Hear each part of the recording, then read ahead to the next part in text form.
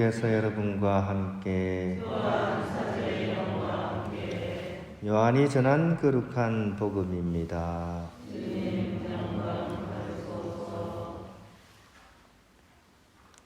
예수님께서 제자들의 발을 씻어주신 다음 그들에게 말씀하셨다. 내가 진실로 진실로 너희에게 말한다. 종은 주인보다 높지 않고 파견된 이는 파견한 이보다 높지 않다. 이것을 알고 그대로 실천하면 너희는 행복하다. 내가 너희를 모두 가리켜 말하는 것은 아니다. 내가 뽑은 이들을 나는 안다. 그러나 제 빵을 먹던 그가 발꿈치를 지켜들며 저에게 대들었습니다. 라는 성경 말씀이 이루어져야 한다. 일이 일어나기 전에 내가 미리 너희에게 말해둔다. 일이 일어날 때 내가 나임을 너희가 믿게 하려는 것이다. 내가 진실로 진실로 너희에게 말한다.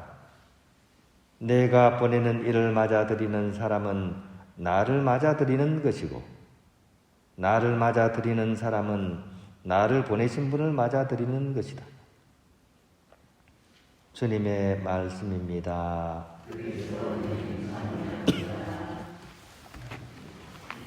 칼빈입니다. 우리 사회에 이렇게 기대와 많이 다른 곳 여러 군데가 있겠죠, 그죠? 우리가 기대하는 바와 실제가 좀 다른 곳 어떤 데가 있을까요?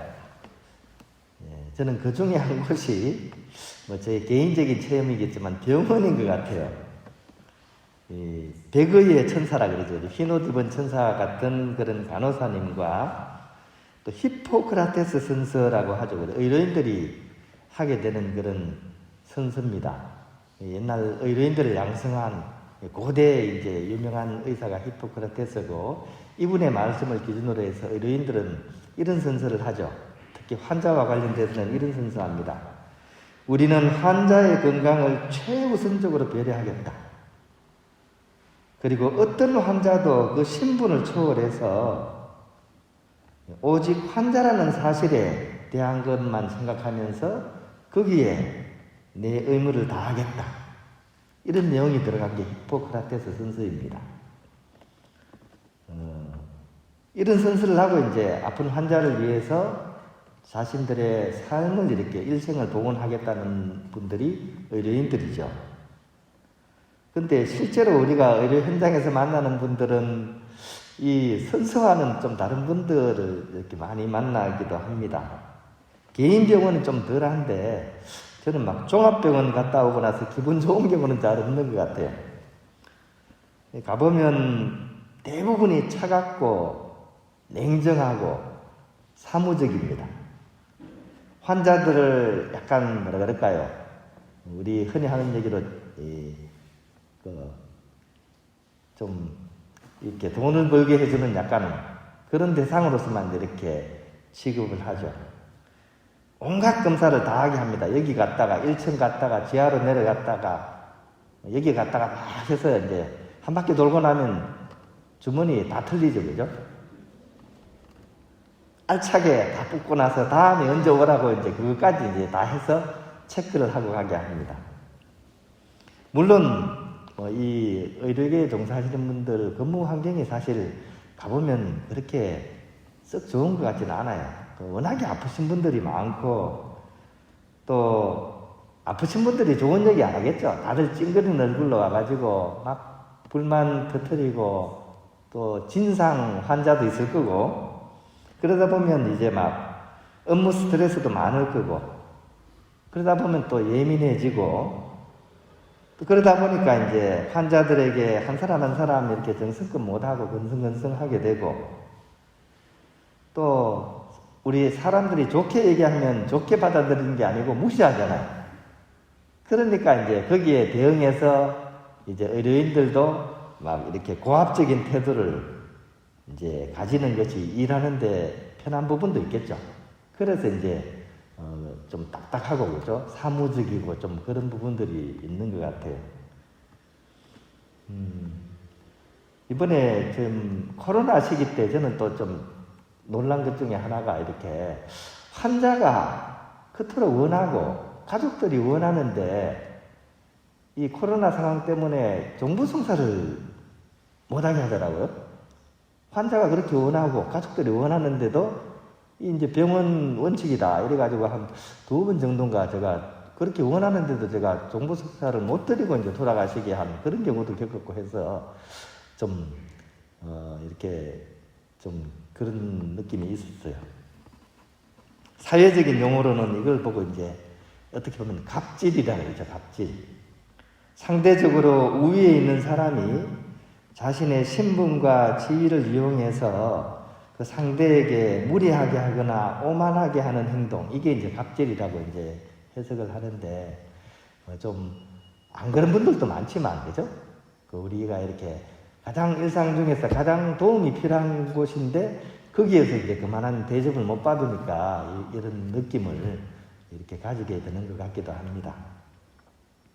오늘 복음 속에 예수님께서는 바로 그런 우리 시대의 병폐인 갑질에 관한 해결책을 제시해주고 있습니다. 우리가 너무나 많이 들어서 알고 있는 그런 내용입니다. 종은 주인보다 높지 않고 파견된 사람은 파견한 사람보다 높지 않다. 그러니까 당연한 얘기인데 그죠?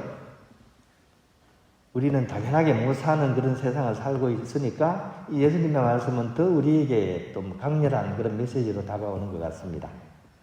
이 말씀을 언제 하셨죠? 예수님께서? 오늘 앞부분에 잘 읽어보면 언제 이 말씀을 하셨냐? 최후의 만찬 때 제자들의 발을 씻어주시면서 하신 말씀이 바로 이 말씀입니다. 그러니까 말로만 하신 게 아니라 몸소 당신이 종이 되어가지고 제자들의 발을 그 때 묻은 그 옛날 신발도 제대로 안 된 그런 시절 땀과 먼지에 쩔은 그 제자들의 발을 당신 손수 무릎 꿇고 씻어주시면서 하신 말씀이라는 얘기입니다. 그러니까 몸소 보여주시고 제자들로 하여금 그대들도 나처럼 이렇게 서로가 서로에게 종이 되는 그런 마음으로서 섬기라 하면서 이제 몸소 보여주신 그런 삶의 가르침이라고 하겠습니다. 서로가 서로의 종이 되어 존중한다면 이런 갑질 문화는 아마 사라지지 않겠나. 예수님께서 오늘 바로 이 말씀을 하시는 그런 장면과 우리가 함께 이렇게 묵상을 해보면 우리 사회의 그런 병폐라고 할 수 있는 그런 갑질 문화를 좀 바꿀 수 있는 그런 지혜를 우리가 알아들을 수 있지 않을까 생각됩니다.